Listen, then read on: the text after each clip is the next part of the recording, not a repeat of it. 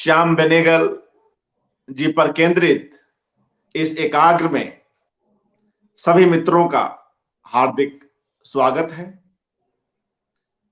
साथियों, श्याम बेनेगल जी पर जनसुलभ पुस्तकालय की ओर से एक सुदीर्घ श्रृंखला का आयोजन किया जा रहा है।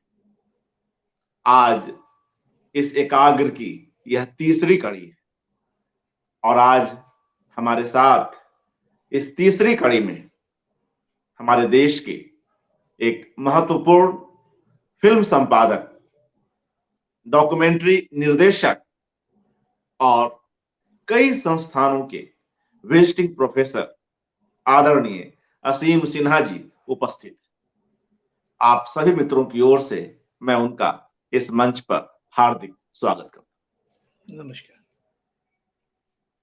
असीम सिन्हा जी कई फिल्मों और टीवी शोज में श्याम बेनेगल जी के साथ जुड़े हुए हैं। मुख्य रूप से फिल्मों और धारावाहिकों के संपादन के साथ और कई बार एकाधिक फिल्मों में इन्होंने उनके साथ सहायक निर्देशन का भी काम किया है। असीम सिन्हा जी रांची, झारखंड से आते हैं और लंबे समय से मुंबई में रह रहे हैं। एक संयोग देखिए कि जब असीम जेवियर इंस्टीट्यूट में मैनेजमेंट की पढ़ाई कर रहे थे, PG diploma in social services, तब इन्होंने एक प्रोजेक्ट किया था जिसमें ग्रामीण विकास में भारतीय सिनेमा के महत्व पर काम किया था, खास तौर से श्याम बेनेगल की फिल्मों को लेकर। और आज स्वयं श्याम बेनेगल जी के साथ लंबे समय से जुड़े हुए हैं। मगर इस बीच असीम सिन्हा की एक और यात्रा है, उसे भी समझ लें। रांची के बाद असीम सिन्हा पुणे में आते हैं। FTII, film television institute of India, देश का एक जाना माना संस्थान। वहां से संपादन में, एडिटिंग में अपना पाठ्यक्रम करते हैं और इसके बाद मुंबई आते हैं और फिर इनकी यात्रा शुरू होती है। वह शुरुआती यात्रा किसी और फिल्म संपादक के साथ जुड़ते हैं। एक फिल्म सरदार में, उसके बारे में स्वयं बतलाएंगे, जिस फिल्म के चीफ एडिटर श्याम बाबू भी रहते हैं। वह मुलाकात किस तरह की रही, आइए हम स्वयं असीम जी से सुनते हैं उस पहली भेंट को। और इसके बाद वे जो श्याम बाबू से जुड़े, तो आज तक एक के बाद एक इन दोनों की जोड़ियों ने कई महत्वपूर्ण फिल्मों और धारावाहिकों का प्रदर्शन हमारे समक्ष किया। हमारे देश के लिए कई महत्वपूर्ण कार्य सामने आ सके। आदरणीय असीम सिन्हा जी। अर्पण जी, मैं XISS से मैनेजमेंट कर रहा था और मेरा रिसर्च का विषय था cinema as a vehicle of consciousness in rural development. हमारे एक अंकल थे, वो प्रो VC थे। उनका नाम था विनोद कुमार। उनके साथ मैं काफ़ी जुड़ा था क्योंकि वो नाटक लिखते थे, सिनेमा भी उन्होंने बनाई है। तो उनसे हमने पूछा कि ये विषय बताइए, इसमें क्या किया जाए। तो उन्होंने श्याम बेनेगल का नाम लिया, बोला उनकी फिल्मों को देखो और उस पर कुछ काम करो। मैंने सुषमन और मंथन देखी और पता लगा कि किस तरीके के वो फिल्मकार हैं और रिसर्च में काफ़ी फायदा हुआ। इस तरीके से मेरा उनके साथ संबंध जो शुरू हुई। उसके बाद मैंने रिसर्च के सिलसिले में ही नेशनल आर्काइव में आया। यहाँ मैं फिल्में देखता था, लिखता था, पढ़ता था। साथ में पुणे फिल्म इंस्टीट्यूट की रिटन एग्जामिनेशन भी मैंने दिया, उस पर क्वालिफाई किया, फिर मैं एडमिशन हो गया। वहाँ से पास आउट किया हमने एडिटिंग में।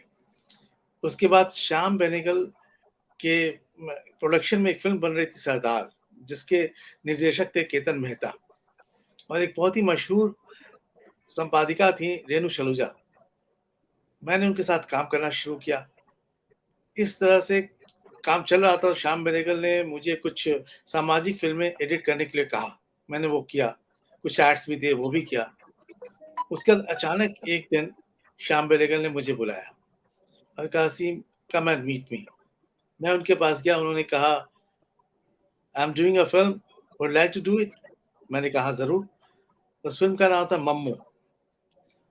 तो उन्होंने ये मेरी पहली फ़िल्म थी, बहुत बड़ा ब्रेक था श्याम बेनेगल के साथ। तो उन्होंने 2 चीज़ें मुझसे कही। पहला कहा कि मैं 2 चीज़ें चाहता हूँ। मैंने कहा, "क्या?" एक तो हर कट का you will have to be answerable. मतलब एडिटिंग करते हो तो हर कट क्यों किया तुमने? उसका आंसर देना बहुत ज़रूरी है। हमने कहा ठीक है।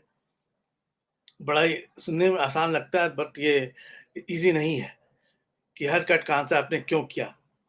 क्या आपके मन में था? फिर दूसरा उन्होंने बड़ा ही विचित्र सा मुझे एक प्रोपोज़िशन दिया।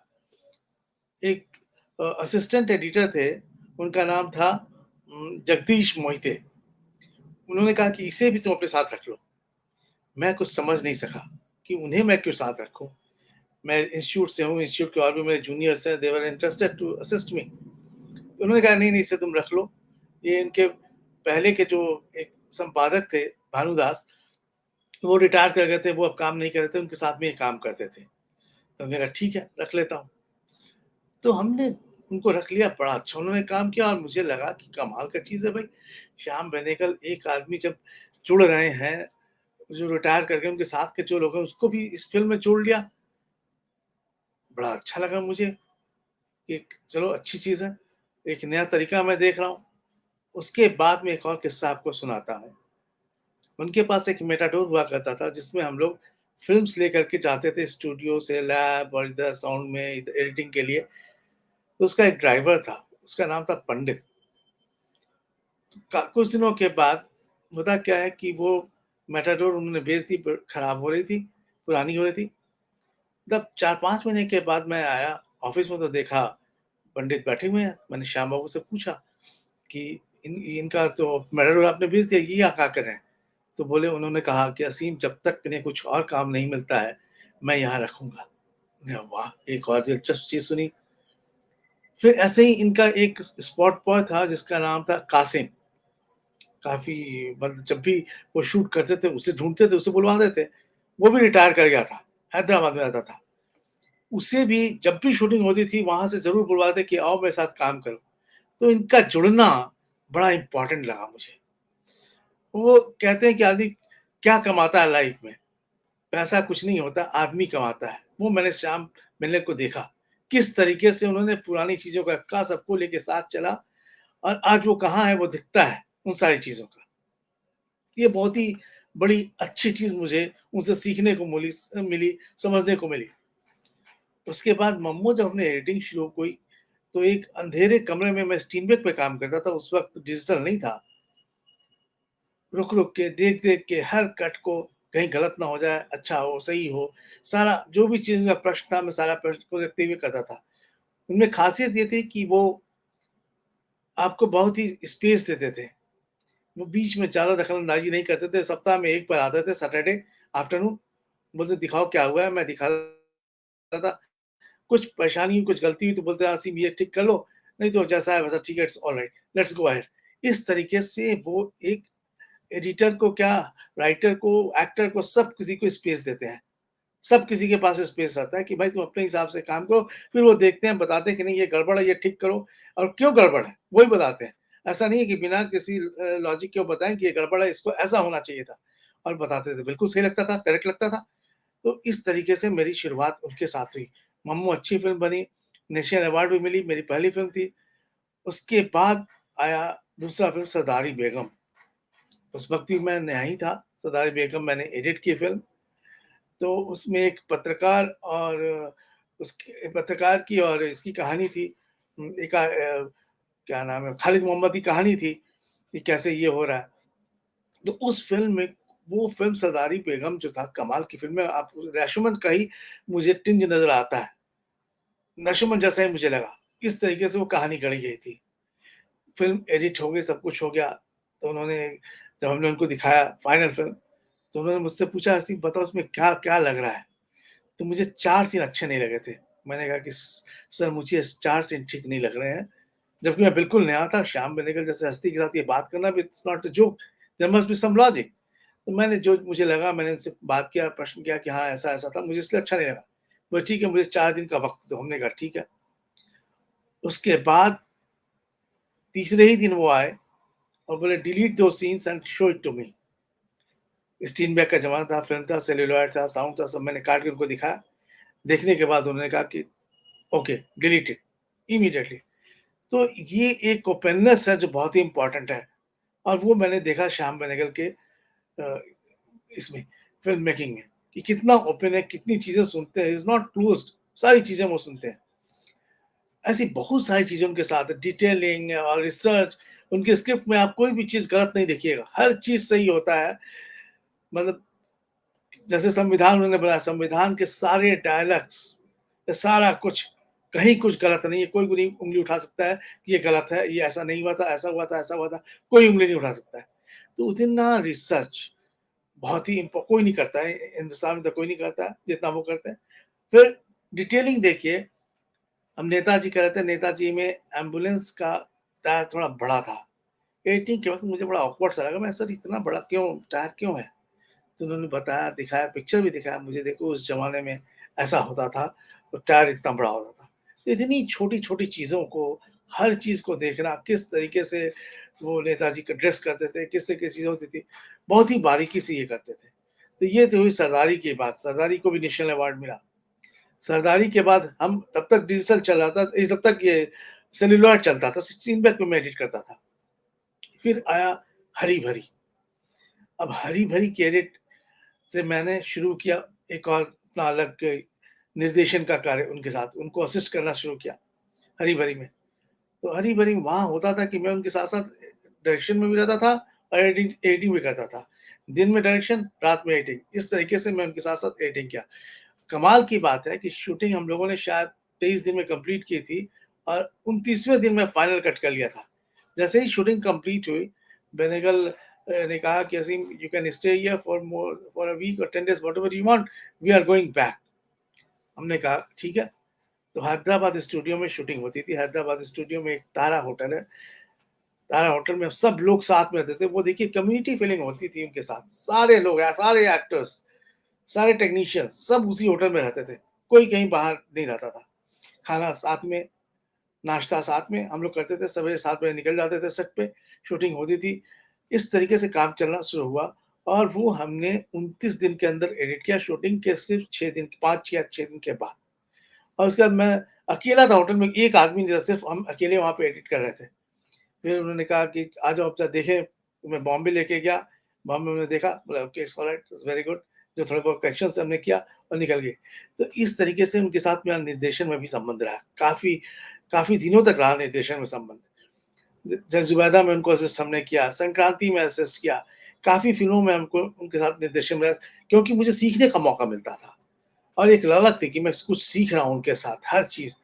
तो जिससे एडिटिंग में भी फ़ायदा होता था। एडिटिंग में हर कट में पता लगता था कि उन्होंने ये शॉट क्यों लिया है, ये साउंड ओवर क लैप करना है या ये कैसे करना है, सारा कुछ सीन बाय सीन मैं समझता था। जो परेशानी थी पूछता था सेट वाइज़, सर ये ऐसा करें तो कैसा रहे? थोड़ा देर वो सोचते थे, बोलते थे हो सकता है, ये भी कर सकते हैं, या नहीं तो नहीं होगा, ऐसा करो। तो इस तरीके से निर्देशन में मेरा उनके साथ काफ़ी संबंध रहा, निर्देशन में भी रहे। धीरे-धीरे डिजिटल में होता ये गया कि मैं सेट पे एडिटिंग करने लगा तो मुझे निर्देशन में समय कम न मिलने लगा। तो हमने कहा कि सर अब मुझे सिर्फ़ एडिटिंग में रखिए, मैं आऊँगा, शूट सेट पे रहूँगा, लेकिन मैं निर्देशन में पूरा आपका सहयोग नहीं कर पाऊँगा। तो उन्होंने कहा ठीक है। इस तरीके से जब डिजिटल हुआ तो धीरे-धीरे मैं दोबारा सिर्फ़ एडिटिंग में चला गया, लेकिन मैं अभी भी सेट में रहता हूँ। सारा शॉट्स देखता हूँ, उनके साथ बैठता हूँ, सब कुछ देखता हूँ और फिर रात में एडिट करता हूँ, जब-जब समय मिलता है मैं एडिट करता हूँ। इस तरह से मेरा उनके साथ लगाव रहा। फिर उसके बाद समर एक फ़िल्म थी, हम लोगों ने समर किया। अब समर में सारे लोग, हम लोगों ने ट्रैवल किया एक ट्रेन में। रजत कपूर था, दिव्या दत्ता थी, सारे कैमरामैन थे, सारे एक्टर थे, सब हम लोग ट्रेन से यहाँ से निकले। वहाँ जाने के बाद एक एक्टर की कमी थी, असिस्टेंट डायरेक्टर की। श्याम बेनेगल साहब ने कहा कि Aseem, you have to do the role. हमने कहा okay sir, I will do it. तो वो जब ज़रूरत समझते हैं उस तरीके से वो आपको रख देते हैं। उनमें गहराई है। आप जितना अंदर जाएँगे उतना उनको समझने का मौका मिलेगा। जितना अंदर जाइएगा उतना चीज़ उनको सीखने का मौका मिलता है। एक बार किसी इंटरव्यू में मेरे से पत्रकारों ने पूछा कि श्याम बेनेगल में क्या अच्छा है, क्या-क्या आपको लगता है? तो हमने उनसे कहा कि मैं उनके साथ जितने समय व्यतीत करता हूँ, मिनट, सेकंड, घंटा, दिन, मैं कुछ न कुछ सीखता होता हूँ, मैं बैठता नहीं हूँ। ये बड़ी अच्छी चीज़ थी। इस सिलसिले में क्या हुआ, कई बार मुझे बहुत सी फ़िल्में भी आई, कमर्शियल फ़िल्में भी मेरे पास आई। मैंने बराबर सबको मना किया कि नहीं, अगर श्याम बेनेगल कर रहे हैं काम, तो मैं कोई दूसरा काम करूँगा नहीं। केतन मेहता की एक फ़िल्म बन रही थी 1857। उन्होंने हमसे कहा कि असीम ऐसा है, 1857 तुम एडिट करो। हमने कहा कि नहीं, मैं मुझे श्याम बेनेगल की फ़िल्म कर रहा हूँ, मैं उनसे पूछता हूँ। फिर श्याम बाबू से मैंने पूछा, उन्होंने कहा, do you think you will be able to do it? हमने कहा कि नहीं, नहीं हो सकता है। तो मेरी प्रायोरिटीज़ वेरी क्लियर थी अपने लाइफ़ की कि मुझे इनके साथ काम करना है, इनके साथ सीखना है, और वो आज तक मैं सीख रहा हूँ, बिल्कुल सीख रहा हूँ। मुझे कहीं कोई परेशानी नहीं हुई, मुझे अच्छा लग रहा है। पैसा तो आदमी हर जगह कमा लेता है, लेकिन यहाँ जो सीखने को मौका मिल रहा है, शायद कहीं और नहीं मिलेगी। और टीम को वो लेकर चलते हैं, जिस तरह से वो टीम को लेकर चलते हैं, वो बड़ा ही कमाल का है। सेट पे कभी भी आज तक एक दिन भी कोई गाली गलौज या गुस्सा कभी नहीं होता। आप दूसरे सेट पे जाइए तो हंगामा होता है, लेकिन यहाँ पे जाइए बेनेगल के सेट पे, कुछ भी, बिल्कुल पिन ड्रॉप साइलेंस, सब लोग अपने-अपने काम में हैं। सबसे बड़ा उनका चीज़ है, उनका ट्रस्ट। सारे लोगों में ट्रस्ट है। अगर असीम को लिया है तो असीम के साथ ट्रस्ट है। अगर उस कैमरामैन को लिया, कैमरामैन के साथ ट्रस्ट है। उस आर्ट डायरेक्टर को लिया तो आर्ट डायरेक्टर के साथ ट्रस्ट है। एक्टर को लिया तो एक्टर के साथ ट्रस्ट है। और उससे वो निकलवाते हैं, ऐसा नहीं है कि वो छोड़ देंगे, वो काम करवाते हैं कि हाँ भाई ये करो, ऐसे करो, वो करो, वो करो। तो इससे चीज़ें अच्छी निकल के आती हैं। बहुत कमाल की चीज़ निकल के आती है। और सेट पे क्या होता है कि सिर्फ़ फ़िल्म की बातें नहीं होती है। हम लोग बहुत चीज़ें बातें उनके साथ करते रहते हैं। He is an encyclopedia in himself. उससे आप किसी चीज़ के बारे में पूछिए, चाहे साइकोलॉजी हो, चाहे हिस्ट्री हो, चाहे ज्योग्राफी हो, चाहे फिज़िक्स हो, किसी भी एंथ्रोपोलॉजी हो, किसी सब्जेक्ट के बारे में, चाहे फूड के बारे में, खाना का भी, खाना यहाँ कैसा बनता है, सारा कुछ आपको बता देंगे। अच्छा असीम, वहाँ बिहार में ये खाना ऐसा बनता है, खाया है तुमने? मुझे नहीं पता है, मैं वहाँ का हूँ, लेकिन उन्हें पता है। तो सोचिए उस आदमी का कितना रिसर्च है, कितना कुछ याद रखते हैं। आज के दिन भी वो सारी चीज़ें उनको याद है। एक चीज़ पूछिए, वो सारा कुछ बता देते हैं, ऐसे हुआ था, वो हुआ था, ये क्या होना था, नहीं होना था। तो he is an encyclopedia in himself. वो एक फ़िल्म निर्देशक ही नहीं, वो एक बहुत ही बड़े इंटेलेक्चुअल हैं। उनसे सीखना चाहिए, क्या वो कर रहे हैं, क्या पढ़ रहे हैं, क्या उनसे आप जब भी बात करें, कुछ न कुछ सीखने का मौका मिलता है। और ऐसा ही सिर्फ़ नहीं है, विनोद प्रिय भी बहुत हैं। मुझे ख़्याल है कि हम लोग वेलकम टू सज्जनपुर कर रहे थे। लंच का वक़्त था, इंडिया वर्सेस पाकिस्तान का क्रिकेट मैच चल रहा था। सब लोग, हम लोगों ने एक छोटा-सा मॉनिटर था, उसमें मैच देखना शुरू किया। उन्होंने कहा लंच के बाद, let's cancel the shoot, everybody will go and watch the cricket match. तो ये एक मज़े की बात है। आप कभी भी टेंस नहीं रहते हैं कि ये करना ही करना है। वो निकाल लेते हैं समय, दूसरे दिन हो जाएगा, डोंट वरी अबाउट दैट। तो ये एक अप्रोच, ये एक एटीट्यूड उनके साथ कमाल का है। और जब भी ज़ुबैदा में मैं उनके साथ था, जयपुर में जयपुर गए थे हम लोग, फिर पुणे गए थे हम लोग, तो काफ़ी कुछ, करिश्मा कपूर के साथ हमने देखा। करिश्मा इतनी बड़ी एक्ट्रेस, वो अगर 9 बजे का शिफ्ट है तो 8 बजे सेट पे आ जाती थी तैयार होके शूटिंग के लिए। वही दूसरे डायरेक्टरों के साथ मैंने काम किया जिनके सेट पे वो 9 बजे की शिफ्ट है तो 2 बजे दिन में आती थी। तो ये फ़र्क है एक डायरेक्टर के साथ काम करने का कि कौन किस तरीक़ा का थॉरो आदमी है, कितना लोग रिस्पेक्ट करते हैं, कितनी चीज़ें जानते हैं। तो आई थिंक श्याम बेनेगल एक बहुत ही अ, बड़ी चीज़ है। और आई एम वेरी क्या कहें, मैं कहा जाए कि मैं उनके साथ काम कर रहा हूँ, ये बहुत बड़ी बात है। Very big thing for me कि I am still working with him. और आपको मैं जैसे कहा कि वो आदमी कमाते हैं, सारे लोगों को उन्हें कमाया है। मुझे ख़्याल है अमरीश पुरी, हमने नेताजी किया था, उसमें लास्ट सीन था, एक सीन था, हम लोगों ने शायद डिलीट कर दिया है। वो सीन अमरीश पुरी ने किया था। जब उन्होंने शुरुआत की थी, अमरीश पुरी ने शुरुआत की थी, मौका इन्होंने दिया और लास्ट में आकर के उन्होंने फिर अमरीश पुरी को मौका दिया। मतलब लास्ट तक कंटिन्यूटी, ये कंटिन्यूटी बड़ी कमाल की है। वो जोड़ते हैं, वो तोड़ते नहीं हैं। वो मैं आज के लोगों में नहीं देखता हूँ। ये बड़ी मुझे परेशानी होती है। अनुशासन, मैं की बातें करूँ अनुशासन की, वो देखिए 9 बजे, 10 बजे बिल्कुल 10 बजे ऑफ़िस आ जाते हैं, 1 बजे चले जाते हैं लंच में, फिर 2 बजे आते हैं, फिर 5 बजे तक बैठते हैं।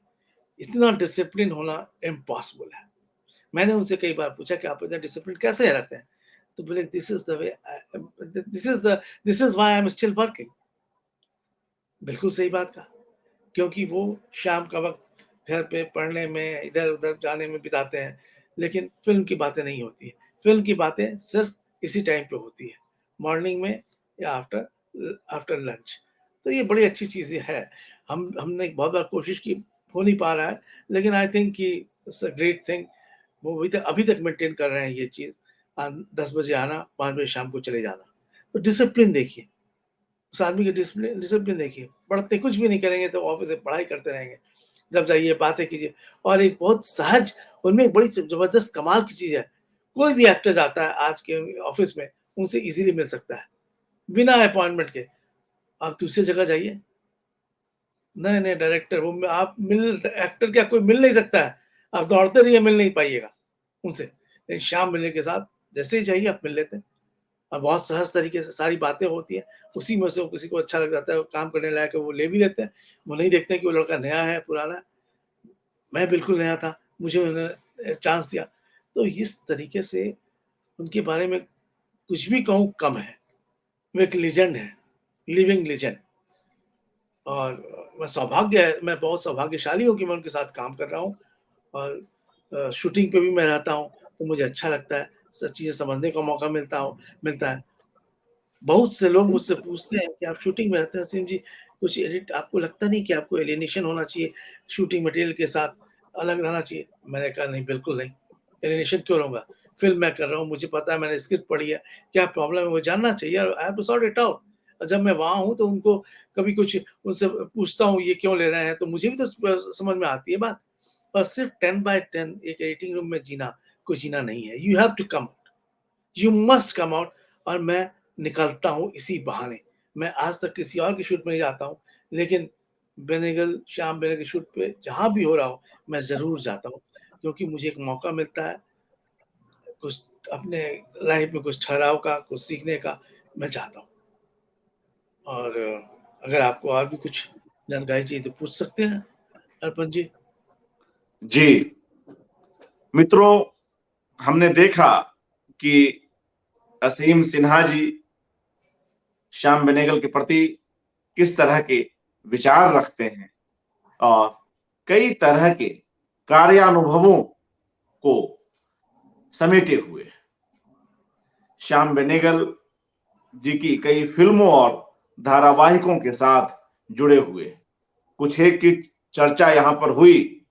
मैं एक बार पुनः उनके नाम ले लूं। जो फिल्में हैं मम्मो, सरदारी Begum, Hari Bhari, Zubeidaa, Netaji the forgotten hero, welcome to Sajjanpur, well done Abba, और अभी जो फिल्म प्रोसेस में है, जो एक महत्वपूर्ण फिल्म है बंगबंधु, जिसका फिलहाल टेंटेटिव नेम है, उसमें भी असीम सिन्हा संपादन से जुड़े हुए। और एक लोकप्रिय और बेहद महत्वपूर्ण रिसर्च बेस्ड टीवी शोज जो संविधान के बनने की प्रक्रिया पर आधारित है, संविधान नाम से ही 10 एपिसोड्स में, उसमें भी असीम सिन्हा जी का संपादन है। तो इस तरह से एक लंबा काम है। असीम सिन्हा कई और डायरेक्टर्स के साथ काम किए हैं, केतन मेहता, कल्पना लाजमी और कुछ दूसरे डायरेक्टर्स हैं। असीम जी, जब आप दूसरे डायरेक्टर्स के साथ काम करते हैं, दूसरे निर्देशकों के साथ काम करते हैं और बीच में या जब भी समय मिलता है आप इधर आते हैं, या ज्यादातर आप श्याम बेनेगल जी के साथ ही काम करते हैं, उनकी फिल्मों के लिए आप दूसरे कई काम छोड़ भी देते हैं, जिसका आपने उदाहरण भी दिया। तो मेरा सवाल यह है कि जब अन्य निर्देशकों की तुलना में कभी सोचते हैं, विचार करते हैं, तो श्याम बेनेगल आपको कहाँ पाए जाते हैं, कहाँ आपको मिलते हैं और क्या अंतर है? इसमें किसी की बुराई और अच्छाई की बात नहीं है, बस एक तुलनात्मक अध्ययन कि एज एन एडिटर आप बाकी डायरेक्टर्स को कैसे देखते हैं और श्याम बेनेगल जी को कैसे देखते हैं? जी। बड़ा कठिन प्रश्न आपने पूछा है अर्पण जी, लेकिन आंसर बहुत ही सिंपल है। श्याम बेनेगल श्याम बेनेगल है।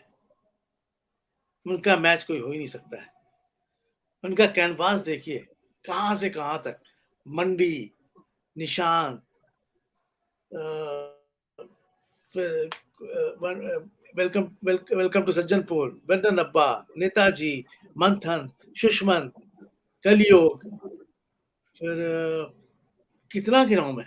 देखिए आप, जी। क्या कैनवास है, उतना बड़ा कैनवास और उतना अलग अलग तरीके का काम करना पॉसिबल नहीं है किसी के लिए, जिस तरीके से उन्होंने काम किया है। इम्पॉसिबल है। त्रिकाल, त्रिकाल मंथन। त्रिकाल, त्रिकाल देखिए, त्रिकाल कितना कमाल का फिल्म है। जी। संक्रांति, डिस्कवरी ऑफ इंडिया, कौन इतना जी। काम कर सकता है, इसके कौन इस तरह काम करेगा। मैंने देखा है, अब मैं बोलूंगा तो ठीक लगता नहीं है, बड़ा अजीब सा लगता है, लेकिन श्याम बेनेगल इंटेलेक्चुअल है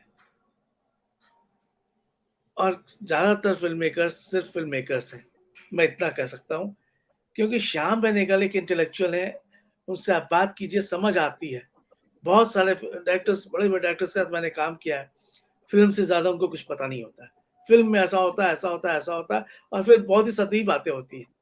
लेकिन बेनेगल के साथ ऐसा नहीं है, बहुत गूढ़ है, समंदर कितना है, अब जितना अंदर डालिएगा उतना अंदर है। अब उनको समझना मतलब इतना आसान नहीं है कि उनके बारे में बात कर सके। कमाल का उन्होंने ये किया। और साथ साथ दूसरी बात है श्याम बेनेगल की, वो टेक्निकल चीजें जो होती है उसको भी देखते हैं। जैसे समय बदल रहा है वैसे वो काम करते हैं। मुझे ख्याल है, मैं भूल गया था बताना, हम लोगों ने कुछ डॉक्यूमेंट्रीज की थी, तो बेनेगल ने कहा कि Aseem let's do it on Avid, मतलब डिजिटल, नॉन लीनियर। हमने कहा कि मुझे आता ही नहीं है, मैं इंस्टीट्यूट में तो ये सब सीखा नहीं हूँ, इंस्टीट्यूट में हमने फिल्म सीखा है। तो बोले ऐसे कैसे हो सकता है, सीखा तो सीखा है, अब सीखो। हमने कहा कैसे होगा एडिट, तुमने नहीं करेंगे। फिर एक तीस जगह क्रेस्ट क्रेस्ट में उन्होंने बुक किया, और उसके बाद उन्होंने कहा असीम एक काम करते हैं, एक एक ऑपरेटर को रखते हैं, उसके पीछे बैठो और सीखो तुम क्या है। आप विश्वास नहीं करेगा, 3-4 दिन के बाद मैंने ऑपरेटर को पीछे कर दिया, तुम पीछे बैठो, मैं एडिट करता हूँ। इस तरीके से मैंने एविड सीखा, नॉन लीनियर सीखा, डिजिटल सीखा। तो काफी चीजें श्याम बाबू आपको ढकेलते हैं कि भाई ये नई चीज आ रही है, तुम सीखो, ऐसा नहीं कि छोड़ेंगे, बोले सीखो तुम जरूर। तो ये भी कमाल की चीज है। अब देखिए फिल्में देखिए, आज वो वेलकम टू सज्जनपुर बनाए हैं, आज के हिसाब से वो करेक्ट बनाया उन्होंने फिल्म, बिल्कुल सही है, वही नहीं है कि पुराने हिसाब से। तो ये भी श्याम बेग के साथ सबसे बड़ी बात है कि बदल रहे हैं समाज के साथ, नए लोगों के साथ, युवा पीढ़ी के साथ वो भी समझ चल रहे हैं। ऐसा नहीं है कि वो सिर्फ रुक गए। तो ये उनका मजा है, सबसे मजेदार बात है, वो चल रहे हैं, बह रहे हैं, वो नहीं है, रुकते नहीं है। रुकने के क्या, यही हो गया तो यही हो क्या। आप बहुत सारे निर्देशकों को देखे होंगे, पुराने बड़े अच्छे अच्छे थे, लेकिन आजकल रुक गए हैं, नहीं कर पा रहे। लेकिन बेनेगल को देखिए, वही चीजें कमाल के अलग तरीके से कर रहे हैं, बातें वही है लेकिन तरीका बदल गया है, ट्रीटमेंट बदल गया है। ये बेनेगल का बहुत कमाल है। स्क्रिप्ट पे उनकी पकड़ देखिए, स्क्रिप्ट पे कमाल की पकड़ होती है। शमा जी, अतुल जी, या और भी किसी के साथ बैठते हैं, अशोक मिश्रा जी, सबके साथ बैठ के वो जब भी करते हैं, मैं तो जाता हूँ उनके साथ, देखता हूँ किस तरीके से वो काम करते हैं। लगता है कि हाँ ये काम कर रहे हैं। और जब एक बार स्क्रिप्ट हो जाती है तब वो शूट पे जाते हैं, तो वो एक मजे की बात है। पूरा सब कुछ आपके पास है, फिर आप शूट पे जाते हैं। थोड़ी बहुत फेरबदल होगी तो वहां कर लेते हैं, बट मोर और लेस वही होता है। तो ये बड़ी अच्छी बात है। और ओपननेस की बात, एक और चीज़ आपको बताऊँ, मैं ज़ुबैदा कर रहा था, मैं बताना भूल गया, ज़ुबैदा में एक ललाबाई सॉन्ग है। वो इनकी लड़के जो नौकरानी थी वो गाना गा रही है, बच्चे को चाँद दिखा रही है। वो एक सॉन्ग था, बड़ा खूबसूरत सॉन्ग था। बिल्कुल, बिल्कुल। शाह बाबू ने कहा कि Aseem let's take it out. हमने निकाल दिया। उसके बाद हम लोग मिक्सिंग में गए। मिक्सिंग में हितेंद्र घोष थे। तो हमने कहा कि sir we should put it. Benegal ने कहा कि why do you think it's important? तो उन्होंने कहा कि नहीं, मैंने कहा कि नहीं ये बहुत इम्पोर्टेंट है sir, just listen to it. तो उन्होंने कहा ठीक है, तुम एक काम करो, नेक्स्ट फाइनल हो रहा है फाइनल मिक्सिंग, नेक्स्ट डे तुम लगा के लाओ। मैंने वो सॉन्ग लगाया, वहाँ पे हितेंद्र घोष भी थे, सब लोग थे, नहीं फ़िल्म अच्छी लग रही, ये सॉन्ग अच्छा लग रहा है। तो ये एक इंटरेस्टिंग चीज़ है। वही वही चीज़ आप दूसरी तरफ देखिए, वेलकम टू सज्जनपुर में एक सॉन्ग था, बड़ा खूबसूरत सॉन्ग था, बहुत कॉस्टली सीन था, एनिमेटेड सॉन्ग था, काफ़ी कुछ इसमें एनिमेशन पे किया हुआ था। अच्छा सॉन्ग था और शांतनु ने ये कंपोज़ किया था, तो उन्होंने रखा था। तो अचानक उन्होंने निकाल दिया। तो हमने कहा कि सर ये सॉन्ग तो रहना चाहिए। बोले no, it's not working with the film, you must take it out. फिर हमने निकाल दिया, उन्होंने देखा, उन्होंने कहा बिल्कुल सही है, लेट्स कीप दिस थिंग। तो इतना ओपननेस, जहाँ ज़रूरत है वहाँ ज़रूरत है, जहाँ ज़रूरत नहीं है, नहीं है। बड़ी अच्छी चीज़ लगती है। आपको बताते हैं, कन्वर्सेशन भी मेरे साथ होता है, तो मैं लॉजिक बोलूँगा, फिर वो बोलेंगे नहीं ऐसा नहीं होता है, फिर वो बोलेंगे। तो इस तरीके से एक ओपननेस जो होती है ना, वो कमाल की होती है। और उनसे सीखने को सीख रहा हूँ और सीखता रहूँगा जब तक हम लोग हैं, और वो जोड़ रहे हैं लोगों को, ये बड़ी अच्छी चीज़ है। जी। अभी भी अभी भी हम बंग-बंधु कर रहे हैं, इसमें भी काफ़ी लोग पुराने लोग हैं, उनको उन्होंने रखा हुआ है, ऐसे ही, कि चलो भाई रखो, रहो साथ में रहो बस। तो ये कमाल का इनके साथ ये है, मैं एप्रिशिएट करता हूँ, कमाल की चीज़ है लोगों को जोड़ना, काम करना, और जो है तो वो है ही। जी। हुँ, मित्रों, जब हम लोग आज की इस संवाद के लिए टाइटल पर कुछ संवाद कर रहे थे, कुछ बातचीत कर रहे थे, मैं और असीम जी, तो हम लोग यह सोच रहे थे कि श्याम बेनेगल के कार्यों को और उनके फिल्म निर्देशन को, टीवी शोज के निर्देशन को, उनके डॉक्यूमेंट्रीज और विज्ञापन के निर्माण को किस तरह से परिभाषित करें। ऐसे में जो एक खूबसूरत सा टाइटल हम लोगों ने तय किया, वह है श्याम बेनेगल, सहजता में समग्रता। असीम सिन्हा जी के द्वारा दिया गया यह शीर्षक अपने आप में बहुत कुछ कहता है। सहजता में समग्रता, यह हम उनके स्वभाव में भी देखते हैं, और उनकी फिल्मों को देखते हुए कई तकनीकी पक्षों पर भी हमारा ध्यान इस विषय की ओर जाता है। A director of totality in his innateness, तो ये एक श्याम बेनेगल हैं। और कल हमारे साथ उनके कैमरामैन भी आए हुए थे, संजय धारणकर जी, असीम जी, उन्होंने भी यह बात कही कि कैसे वे अपनी फिल्मों में नेचुरल लाइट को ज्यादा पसंद करते हैं, और कहा कैसा सेट है, कैसा फ्रेम है, उसके हिसाब से लाइटिंग किस तरह की हो रही है, इसका भी पूरा ध्यान रखते हैं।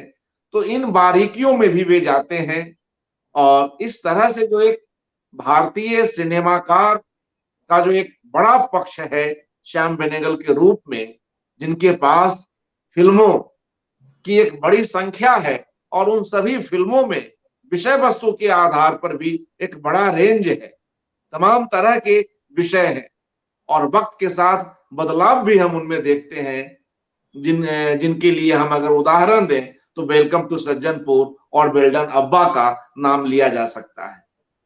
मगर ये दोनों फिल्में हास परिहास से युक्त होकर भी जिस तरह से एक व्यंग रचती हैं, व्यंग का एक बड़ा वितान रचती हैं, वह अपने आप में अद्भुत है, और दर्शकों को कभी वह फिल्में गुदगुदाती भी हैं, हंसाती भी है और रुलाती भी है, और विषय के स्तर पर जो समसामयिक विषय है उसके स्तर पर जाकर उन्हें झकझोरने का भी काम करती है।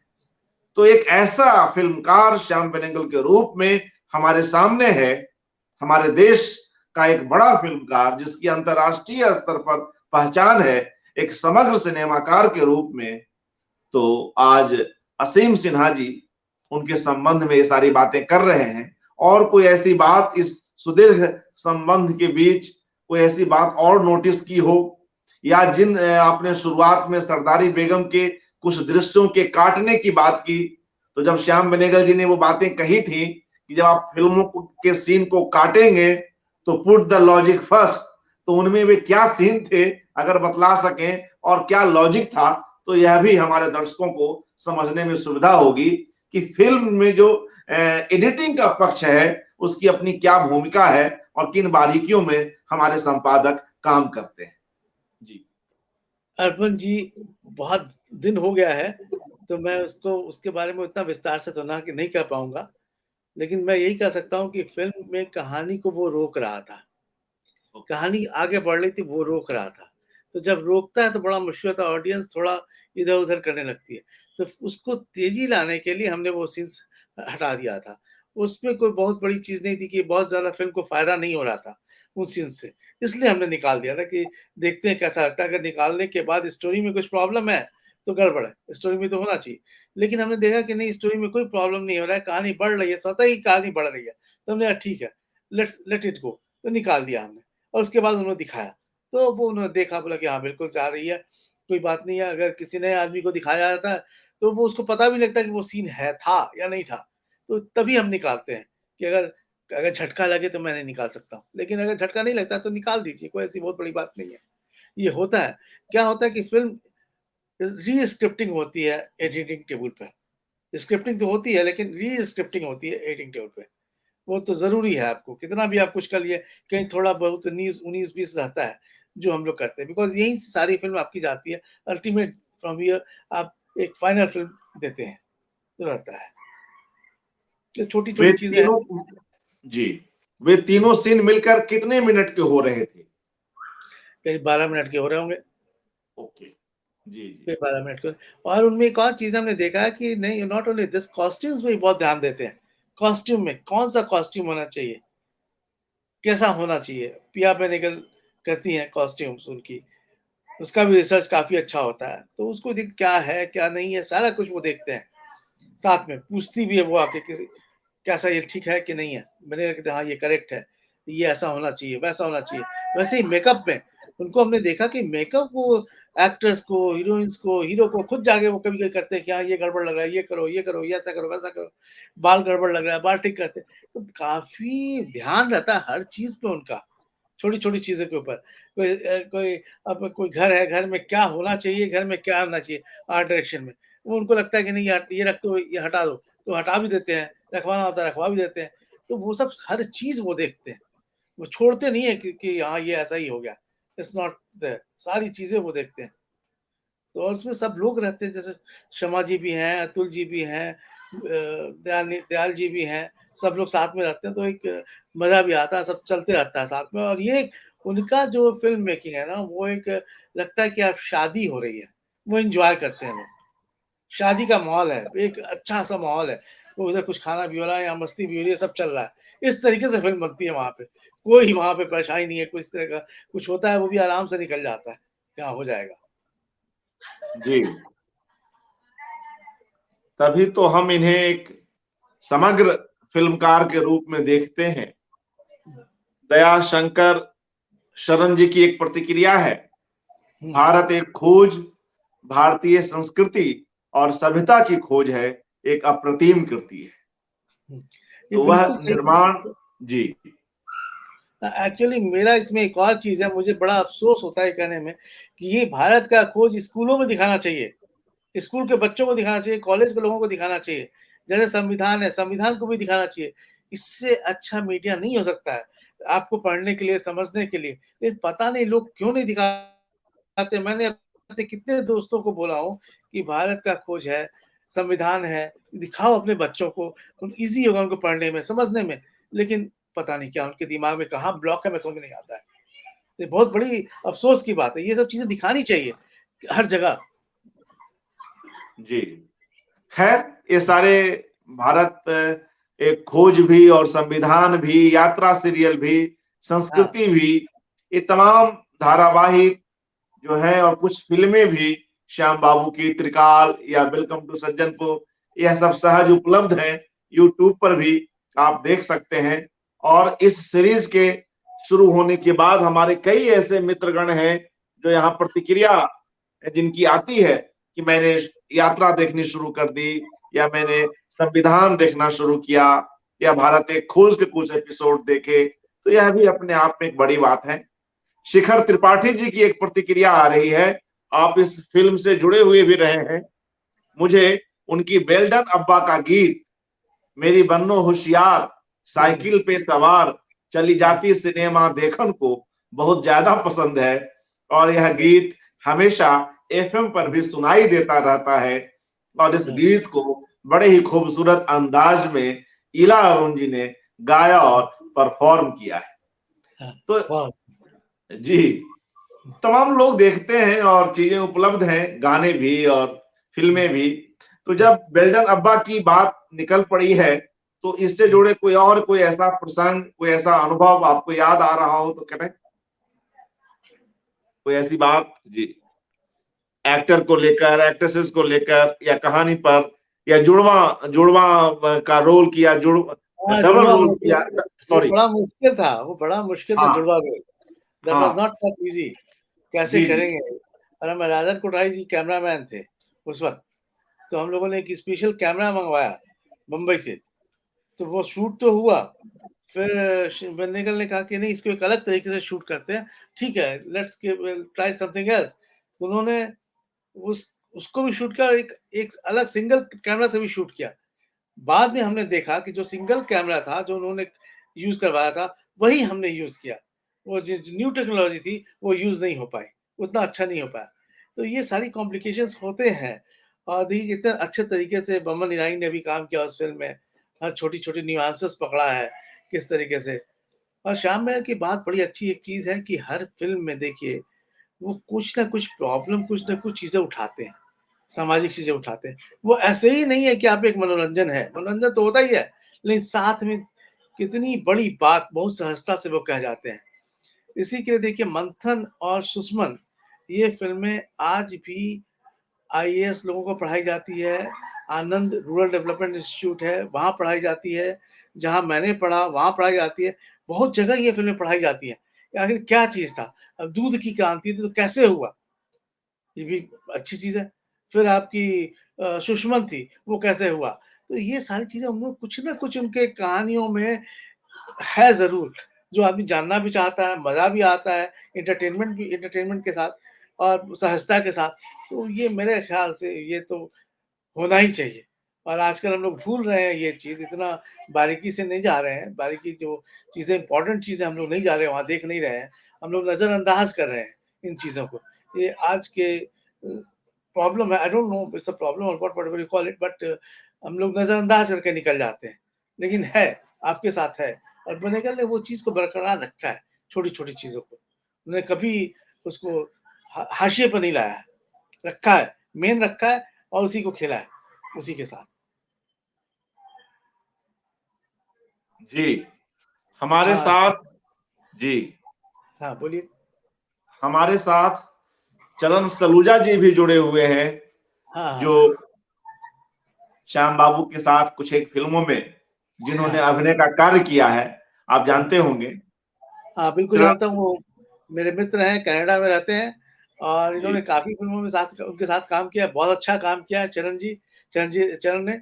और बराबर हर कभी मतलब पहले तो ऐसा कोई प्रोजेक्ट नहीं था जिसमें वो नहीं रहते थे, ज़रूर रहते थे वो, जैसे भी हो। जी, अच्छा था जी। उनके साथ। उनकी प्रतिक्रिया आ रही है कि भारत एक खोज, Yatra and Samvidhan are just not serials but history recorded. बिल्कुल बिल्कुल सही सही। बात है कि इस तरह से और इतने रोचक ढंग से, कथात्मक रूप से और वेल रिसर्च्ड, जिसकी बात हमारे तमाम स्पीकर्स कर रहे हैं और असीम सिन्हा जी भी कर रहे हैं, वे सारी चीजें हमें दिखाई पड़ती हैं। बीच बीच में हास परिहास, वो अपने इंटरव्यू में श्याम बेनेगल भी बतला रहे थे कि संविधान जैसे विषय पर भी वे कहीं कहीं कुछ एक जब जहां छूट की बहुत गुंजाइश नहीं थी, मगर कहीं कहीं जो गुंजाइश थी वहां भी हास परिहास के कुछ क्षणों को कैद कर सके हैं श्याम बाबू। हाँ, बिल्कुल सही कहा। सुनील शुक्ला जी जुड़े हुए हैं, स्वागत। हाँ, चरण जी लिख रहे हैं, I am fortunate to be born in Hyderabad where Shyam Babu made most of his films. बिल्कुल। सुनील शुक्ला जी मेरे सीनियर थे इंस्टीट्यूट में, पूना इंस्टीट्यूट में, साउंड अरे रिकॉर्डिस्ट वाह, थे। हाँ, ओके, जी जी नमस्कार जी सुनील भाई। जी। तो मित्रों, इस तरह से हम लोग इस बातचीत के अंतिम पड़ाव पर आ चुके हैं। काफी सारी बातें आज हमें अ, असीम सिन्हा जी के माध्यम से जानने को मिली in reference to Shyam Benegal an institution it's himself. Ramesh Goswami ji की एक और प्रतिक्रिया आ रही है, साउथ अफ्रीका में रहते हैं हमारे हिंदी के लेखक। वे लिखते हैं, welcome to Sajjanpur has been not been given its due for its straight appeal and sticking to Italian sense of basic realism and not making it very arty। बिल्कुल एक सही कहा उन्होंने, प्रतिक्रिया। बिल्कुल सही कोई कहा। और ऐसी बात जो इस फिल्म के संबंध में आ रही हो? हालांकि इस फिल्म से जुड़े हुए तमाम अभिनेता भी हमारे साथ आए, राजेश्वरी आई, यशपाल शर्मा आए, रवि झांकल आए और तमाम लोग आए। अशोक अशोक मिश्रा जी भी मिश्र आए इस फिल्म होंगे, के, जी क्या कर रहे हैं? अशोक मिश्रा जी भी आए होंगे। अशोक मिश्र जी भी आए, उनकी अच्छी बातचीत रही। हाँ। तो जाते जाते कोई और ऐसी बात जो आपको याद आ रही हो श्याम बाबू की शख्सियत को लेकर, उनके स्वभाव को लेकर, या बतौर डायरेक्टर वे जिस तरह से विषय को उठाते हैं, जिन मुद्दों पर बात करते हैं, उसको लेकर, चूंकि आपने तो उन पर अपने विद्यार्थी जीवन में रिसर्च का काम भी किया है, तो आज भी वे विषय ही उस रूप में ही उठाते, या नवीनतम फिल्म बंगबंधु की कुछ बात कर लें इसको लेकर, तो फिर उसके बाद हम लोग इस बातचीत को समाप्त करेंगे। कोई और ऐसी बात, कंक्लूडिंग रिमार्क? श्याम बाबू, तो मैं यही कहूंगा कि हर चीज को काफी सहजता से कर देते हैं, और जो जितना सहज होगा उतना अच्छा होता है। जो चीज को जितना कॉम्प्लिकेट कीजिएगा उतना मुश्किल हो जाता है समझना, और बहुत ही सहजता के साथ वो कह जाते हैं। अब देखिए, उनकी एक फिल्म थी, बहुत ही खूबसूरत फिल्म है, सूरज का सातवां घोड़ा। हाँ, बहुत ही खूबसूरत फिल्म है। तो मेरी शमा जी से बातचीत हुई थी हाल ही में, कि हमने उनसे पूछा कि आपने ये स्क्रिप्ट कैसे लिखी? सूरज का सातवां बड़ा खूबसूरत फिल्म है। तो उन्होंने कहा, सी मैंने सिर्फ 15 दिन में वो स्क्रिप्ट लिखी है। इतने कम समय में मैंने कोई स्क्रिप्ट नहीं लिखी थी। कहानी ऐसी थी, उसका परिदृश्य ऐसा था कि मुझे लिखने में समय नहीं मिला, टाइम नहीं लगा मुझे, उसमें टाइम नहीं लगा। तो सूरज का सातवां घोड़ा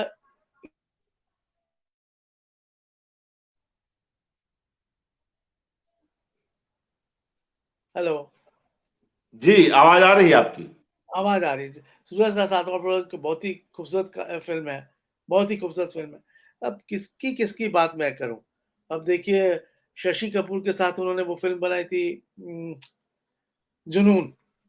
जी तो एक बार मैं ऐसे ही, मैं और श्याम बाबू बैठे हुए थे ऐसे ही ऑफिस में, तो उन्होंने हमसे पूछा, Aseem, do you think we should remake this film Junoon? हमने कहा कि Shyam, it's not possible, we shouldn't think about this. ये हो ही नहीं सकता है, ये ऐसी फिल्म है, ये हिस्ट्री बन चुकी है, अब इसको हम कुछ भी नहीं कर सकते। तो हंसने लगे और कहा कि हाँ, ये very correct, I was just thinking about it. तो देखिए, वो सोचते रहते हैं कुछ ना कुछ, नई चीजें, नई जानकारियां लेते रहते हैं, लोगों से बात करते रहते हैं, किसी से भी, क्या है ये बताओ, वो बताओ। तो ये बड़ी अच्छी चीज है उनके साथ। कभी भी वो ऐसा जानने की जिज्ञासा है और हम लोग को बताते हैं, वो बड़ी अच्छी चीज है। आप कहानी की तरह आप जब उनके साथ बैठेंगे तो लगेगा कि फिल्म हम देख रहे हैं, उनसे जब बात करते हैं। तो कोई अंतर नहीं है उनमें और फिल्म बनाने में उनका। ये बड़ी अच्छी चीज़ है, कहीं 2 अलग चीज़ नहीं है। लोगों को जिस तरीके से जोड़ते हैं, वो उनके दिखता है उनकी फ़िल्मों में भी, कि वो आदमी कितना ईमानदार है, ऑनेस्ट है, किस तरीके से वो काम करते हैं। बहुत सारी चीज़ें हैं बेनेगल के बारे में, मैं कुछ भी कहूँ तो कम है, बिल्कुल कम होगा। और बहुत चीज़ सीखी हमने, बहुत चीज़ सीख रहा हूँ। और देखिए, अब ये मुज़ी वाली फ़िल्म है, ये भी बड़ी काफ़ी खूबसूरत फ़िल्म बन रही है, बहुत ही अच्छी फ़िल्म बन रही है। अभी तो अभी भी वो सोच रहे हैं, ये कर रहे हैं। मुझे लगता है कि ठीक, जितना हम लोग इससे सीखें उतना अच्छा है। फ़िल्में बन रही हैं और बननी चाहिए इस तरीके की।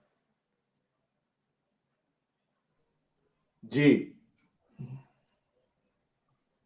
मित्रों, तो इस तरह से आज हमने असीम सिन्हा जी के माध्यम से श्याम बेनेगल जी के कुछ अन्य पक्षों की ओर बढ़ सके, और कई ऐसी महत्वपूर्ण बातचीत में ऐसे विषय उठे जिनसे हम लोगों ने लाभ लिया, और श्याम बेनेगल जी पर केंद्रित इस एकाग्र में यह आज की यह यात्रा भी संपन्न होती है। आप सभी लोग हमसे जुड़े हुए हैं और इस मंच से तमाम तरह के विचार आ रहे हैं श्याम बेनेगल को लेकर, उनकी फिल्मों को लेकर, उनके साथ जुड़े कई महत्वपूर्ण लोगों और कलाकारों, तकनीकी लोगों को लेकर। एक और जाते जाते प्रतिक्रिया हम ले लें। जेवा अलवी जी की प्रतिक्रिया है, उपन्यास भी है शायद, बिल्कुल है। जहां तक हमें याद है, जुनून की शूटिंग हमारे होमलैंड काकोरी में हुई। बहुत सी यादें हैं। जेवा आलवी कराची से जुड़ी हुई हैं हमारे साथ। जेवा जी आलवी जी, बहुत बहुत शुक्रिया, आप वहां से देख रही हैं। बीच में हमने मुजफ्फर अली जी पर भी एकाग्र किया था, तब भी जेवा आलवी जी जुड़ी हुई थी और पाकिस्तान के कई बड़े कलाकार हमारे साथ जुड़े हुए थे। फैज अहमद फैज की बेटी मुनीजा हाशमी जी और वहां की प्रसिद्ध गायिका आबिदा परवीन जी और तमाम लोग। आप लोगों का स्नेह है कि यह कार्यक्रम देश के और बाहर के विभिन्न हिस्सों में लोग देख रहे हैं, पसंद कर रहे हैं। आप तमाम मित्रों का पुनः हार्दिक धन्यवाद और असीम जी, आपका शुक्रिया कि आपने समय निकाला। शुभ रात्रि।